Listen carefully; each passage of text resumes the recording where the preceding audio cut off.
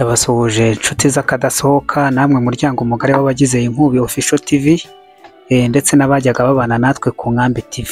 Tuje mu makuru yacu yo kuri no mugoroba rero kari agace k'akavideo utangiranye ubona karane kamwe muri video ziri gucicikana kuri rezo sosiyo zivuga yuko Kiriba yamaze kuba ifatwa, kandi Kiriba ni bugufi cyane rwose bwa Uvira mu birometero bibarirwa mu binyacumi, ntabwo hakiri kure. Ariko ndaje ngo ukuri kw'ibi bintu n'ikinyoma kibyihishemo. Ariko mbere yuko nkomeza, reka mbanze mbabwire yuko ubu dufite warning iva kuri YouTube isaha n'isaha mushaka kudushakisha mukaza kutubura. Niyo mpamvu nabararikira abantu mwese muzi ko mwankundaga n'abantu muzi ko dukorana rwose mwajyaga munkurikira kugira ngo munyarukire hariya kuri WhatsApp channel. Iyo iriya video nayishyizeho yose, ndetse nayishyiranyeho n'andi ma video yuzuyemo ibinyoma n'uburyarya, yuzuyemo AI cyangwa intelligence artificielle cyangwa artificial intelligence. Ndaza ndababwira ibyayo, ariko mbanze mbahaye nyine aka gatangazo kugira ngo murabyumva yuko na morale yanjye yagabanyutse, ntago meze neza kubera iyo mpamvu. Kubera yuko namaze kubona warning ituruka kuri YouTube, bambwiye yuko mu masaha make bashobora kumfungira uyu muyoboro, mushobora kuwubura bibaye ngombwa. Ariko ikindi nanone nk'ubu Inkambi TV abantu mwajyagamo mwari mwarasakoze sabone ku Nkambi TV, Inkambi TV yo bamaze kuyisiba, yavuyeho. Inkambi TV bayivanyeho, ndetse bambwira yuko nibiba ngombwa mu masaha akurikiyeho n'iyi ngiyi ishobora kugenda. Ubwo rero nkabwira abantu basanzwe babana nanjye bankurikira, ni mugere kuri WhatsApp channel, mugende mukirikeho. WhatsApp channel nayishyize hano muri kino kiragiganiro hano hasi muri description, ni nayo yonyine irimo, nta kindi kintu nongeyemo, kugira ngo iriya link irabagezayo mu buryo burambuye.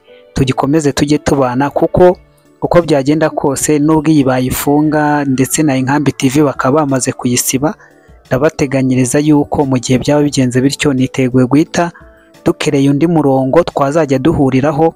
Ubwo mu gihe naba nawukereye rero byabayeho, na eta link yawo nyicisha muri WhatsApp channel, ubundi mwese ikabasha kubageraho mu buryo bwaba bwihuse ababa bariyandikishije. Kandi kwiyandikisha yo ntacyo bitwaye, nta mafaranga bisaba, n'ubuntu nk'ibisanzwe. Reka dukomeza kukara agaciyeho. Dutangiranye iriya video mubona irimo akajagaye n'akavuyo k'abantu barimo bararirimba ngo libere libere libere. Iriya ni imwe muri video zirimo zirashyirwa kuri rezo sosiyo z'inyeshyamba za M23. Ngiye kubakubitira habona, n'ubundi nta munsi warwo uritonda ugapfa, wanakwigira umusazi ugapfa, uba usenga ugapfa, utanasenga ugapfa, wanga kwiruka ukagwira ubusa. Izi nyeshyamba, iriya ni video bamaze gushyira hanze, nabonye yanyanyagijwe kuri za Twitter ndetse na za YouTube zitandukanye, bavuga yuko ngo harango ni Kiriba. Ikinyoma gihari kandi cyambaye ubusa. Iyi video abarimo barayikubita muri Google cyangwa barimo barayisacinga neza bagakurikirana amakuru yayo. Iyi ni video yafatiwe mu gihugu cy'abaturanyi cya Repubulika ya Demokarasi ya Kongo, ahangaha ni Brazzaville. Hara ni Brazzaville bari barimo barigaragambya mu mihanda. Nimuza gukurikirana biriya byapa byo ku mihanda cyangwa ziriya pano zo ku mihanda, muraza gusanga ari pano zo mu mujyi wa Brazzaville, ntabwo ari pano zo muri Kinshasa, ntabwo ari pano zo muri Uvira, nta nubwo ari pano zo muri Kiriba, nk'uko barimo baragenda babikwirakwiza ku bihuha n'ibinyoma byambaye ubusa buri. Hari izindi video namaze kuba mbadatarikiraho bamaze kugenda bashyira hanze berekana yuko ngo muri Uvira byacitse. N'umuntu wifashe video yagiye afata telefoni ajya mu muhanda urimo amatara, hari nijoro, yifashishije umuhanda wa nijoro, amamoto atambuka n'amamodoka, ubundi arangije aragenda kurura urusaku rw'imbunda ruri apati y'ibyo ngibyo, araza rwensatingamo, arangije atangira kugenda avugiramo ati Uvira byakomeye, Uvira byacitse, ati muhunge byatabutse, ati nta kabaye, ati nta hasigaye. Nicyo kintu barimo barifashisha rero. Ariko gusa kugeza kuri aya masaha y'umugoroba umujyi wa Uvira uri sekirize, Kiribiri sekirize, Sange nta kibazo. Ariko bo bamaze ko bagenda bashyira ziriya video hanze zirimo zererekana yuko Uvira yafashwe, ndetse Kiriba yo ngo Kiriba yafashwe, Uvira bayigeze mu marembo. Nimuza no kureba video bakomeje kugenda berekana zirimo zirakoreshwa berekana umujyi wa Uvira.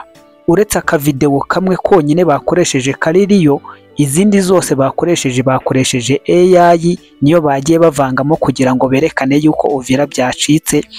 Ako ka video kamwe k'ukuri bashyizemo ni akahe?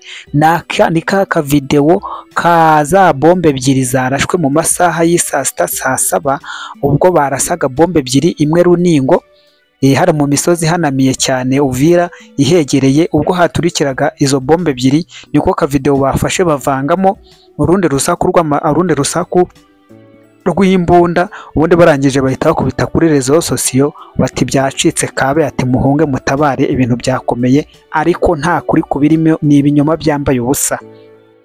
Ibi rero birahita bigendana n'ikiganiro mbonye Colonel Nanga amaze kugirana n'abanyamakuru i Goma, aho yagaragaje yuko ngo abaturage ngo nta butegetsi bagifite, abaturage nta buyobozi bagifite bwo kubarengera, bwo kubarwanaho. Ukibaza utese barabarwanaho bate kandi abakabarwanyeho aribo barimo barabashozaho umutekano muke? Uyu Colonel Nanga mu mwibuke ko wari umwe mu bayobozi bayoboraga, ariko uyu munsi wa none uri murica abaturage, yari yararahiriye yuko azarinda, ariko uyu mwanya wa none ibyo arimo arabivuga nta kimwaro nta n'isoni. Ikindi aravuga yuko ngo abaturage nta buyobozi bafite ubwo kubarwanaho, ngo igihugu cya Repubulika ya Demokarasi ya Kongo nta butegetsi nta n'ubuyobozi. Niba nta buyobozi kagiye kumara umwaka wose yicaye i Goma, ku cyatagiye Kinshasa ngo ajye kuyobora, cyangwa se ngo ahaguruke we na ba Bertrand Bisimwa bafata imodoka byibura bave Goma bagire Uvira, byibura Goma Uvira aho ngaho honyine bahagere, cyangwa bave Goma batarabuke bagende bagere Kisangani, kuko igihugu nta buyobozi gifite, nuko bicare mu ntebe bayobore. Niyo magambo nyine yo gusebanya no kubura icyo bavuga, kuko urabona yuko no kuri rezo sosiyo bamaze gutsindwa, byarangiye. Rezo sosiyo zatangiye kwifashisha zino AI. Ibi byatumye bitangira amakenga menshi yo gutangira kunonosora no kuyungurura buri video yose bashyize hanze, berekana ahantu bafashe n'ahantu bahagaze, kuko ubu ngubu ikoranabuhanga ryaraje, ntabwo tukiri muri ya myaka ya humiriza nkuyobore. Ibintu byamaze koroha, ni ukuyita ufata video ukayikubita muri Google igahita iguha amakuru yose y'iyo video, naho yafatiwe n'umwaka n'amasaha n'abari bahahagaze, na coordonnées géographiques, abazi ibintu bya latitude, longitude, abantu bazi ibintu bigendana na za meridie, ibyo byose bahita babikwereka aho hantu n'isaha byari bibereyeho iyo ariyo. Ubwo rero ibintu byo gukomeza ntibakomeze babashyushye mu mitwe bavuga ngo Kiriba yafashwe, ngo Uvira ngo byageze gute. Bahereye ku isaha y'isa 10 za mu gitondo, nayibabwiye bavuga yuko ngo hasigaye gatoya Uvira bakayinjiramo. Ako gatoya kangana iki? Ako gatoya ni kilometero zingahe zitumye bamara amasaha 12 bakiyagenda batarayasoza.